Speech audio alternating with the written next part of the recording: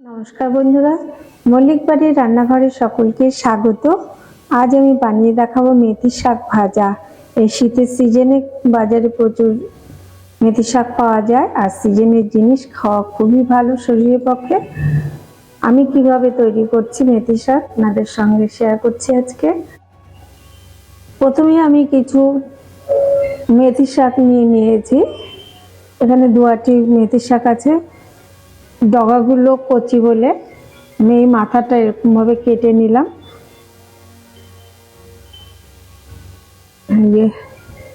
এই পাতাগুলো ছাড়িয়ে নেবো, ডাঁটিগুলো দেবো না। এইভাবে সবকটা পাতা আমি ছাড়িয়ে নেব। এখানে শাকগুলো আমি ভালো করে কেটে ধুয়ে নিয়েছি। এবার আমি এর মধ্যে দিয়ে দেবো অল্প লবণ দিয়ে দিলাম, আর একটু গরম জল দিয়ে দিলাম, কারণ আমি শাক একটু গরম জল দিয়ে ধুয়ে নিই, এতে যদি পোকা বা কোনো কিছু থাকে জামটা নষ্ট হয়ে যাবে। ওই জন্য আমি একটু গরম জল দিয়ে ভালো করে চটকে নিলাম।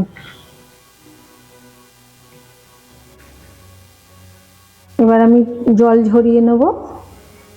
লবণ দিয়ে ধুয়ে নিলে কি হবে, মেথি শাক একটু তিতকুড়ে হয়, সেই তিতকুড়ে ভাবটা কেটে যাবে। এবার জল ঝরিয়ে নেব। আর এর সঙ্গে লাগছে, এখানে আমি শিম নিয়ে নিয়েছি, ছোট ছোট করে কেটেছি, যেহেতু আমার শাকগুলো আমি ছোট করে কেটে নিয়েছি। আর এখানে কিছু বেগুন এরকম টুকরো করে কেটে নিয়েছি, আর একটা আলু ছোট ছোট করে কেটে নিয়েছি। আর যেহেতু এখন শীতের মরশুম, এখন বাজারে প্রচুর কড়াইশুঁটি পাওয়া যায়, একটু কড়াইশুঁটিও নিয়ে নিলাম, চাইলে আপনারা নাও দিতে পারেন। আর দিয়ে দেবো বড়ি। আর যা যা লাগবে আমি রান্না করার সময় দেখিয়ে দেবো। উনুনে একটা কড়াই বসিয়ে দিয়েছি, তাতে বেশ কিছুটা পরিমাণে আমি সর্ষের তেল দিয়ে দিলাম। তেল গরম হয়ে গেছে, এবার বড়িগুলোকে একটু ভেজে নেব। বড়িগুলো আমার বাড়িতে তৈরি করা বড়ি।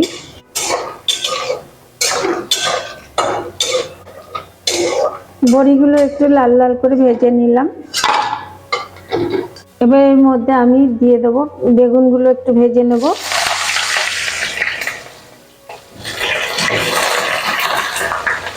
এর মধ্যে অল্প লবণ দিয়ে দিলাম।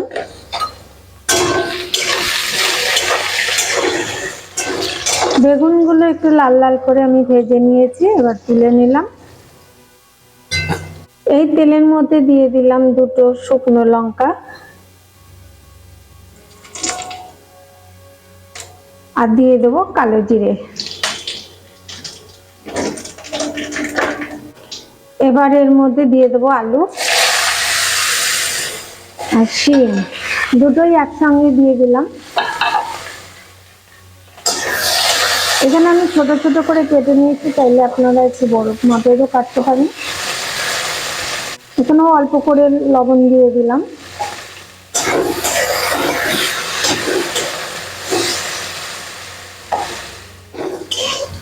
আলু আর শিম কিন্তু আমার অনেকটাই ভাজা হয়ে গেছে। এবার আমি এর মধ্যে দিয়ে দেবো কড়াইশুঁটিগুলো। কড়াইশুঁটি আমি আগে দিইনি, আগে দিলে ফুটতে শুরু করতো। এবার এর মধ্যে শাকগুলো দিয়ে দেবো।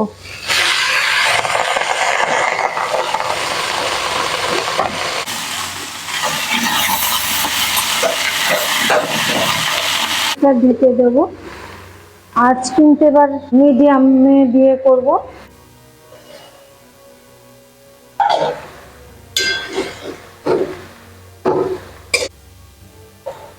আমি এখানে কিন্তু আলাদা করে জল ব্যবহার করব না, শাকের থেকে যে জল বেরোবে সেটা দিয়েই রান্না হয়ে যাবে। মিনিট 3 বাদে এবার দেখে নেব। শাকটা অনেকটাই নরম হয়ে গেছে। এবার এর মধ্যে আমি দিয়ে দেব 4টে কাঁচা লঙ্কা চেরা। ঝালটা অবশ্যই আপনাদের স্বাদ অনুযায়ী দেবেন। আর দিয়ে দিলাম লবণ। আমি কিন্তু সবজি ভাজার সময় লবণ দিয়েছিলাম, সেই বুঝে লবণ দিতে হবে।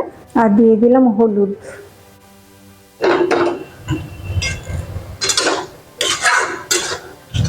দিয়ে আমি একটু ভালো করে মিশিয়ে নেব।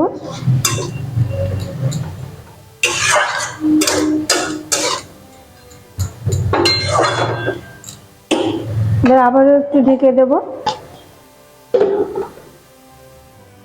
এবার আবার একটু দেখে নেব। 3 মিনিটের মতন রেখেছিলাম।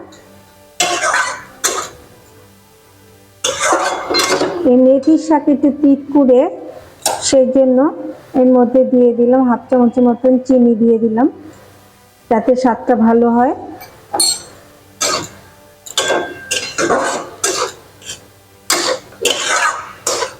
শাকটা কিন্তু আমার নরম হয়ে গেছে।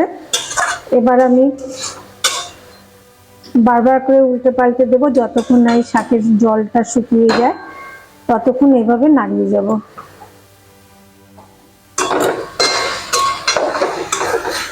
বারবার করে একটু উল্টে পাল্টে দিতে হবে, নিচে না লেগে যায়। জল শুকিয়ে গেছে, আমি আরো একটু ভেজে নেব। এবার আমি এর মধ্যে দিয়ে দেবো বড়িগুলো, আমি একটু ভেঙে দিয়েছি, আর দিয়ে দেবো বেগুন ভাজাগুলো। এবার সবকিছু দিয়ে আবার একটু ভালো করে মিশিয়ে নেব।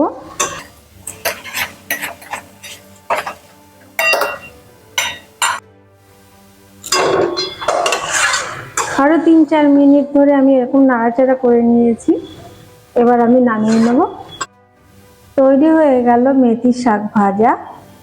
গরম ভাতের সাথে খেতে ভীষণই ভালো লাগে। আপনারা ওইভাবে একবার বানিয়ে দেখবেন, কেমন হয় আমাকে অবশ্যই জানাবেন। ভালো লাগলে লাইক, শেয়ার, কমেন্ট অবশ্যই করবেন। আর নতুন নতুন রেসিপির আপডেট পেতে আমার চ্যানেলটিকে সাবস্ক্রাইব করবেন। পাশে থাকা বেল আইকনটিকে প্রেস করতে ভুলবেন না। আবার আসবো অন্য কোনো রেসিপি নিয়ে। আপনারা ভালো থাকুন, সুস্থ থাকুন।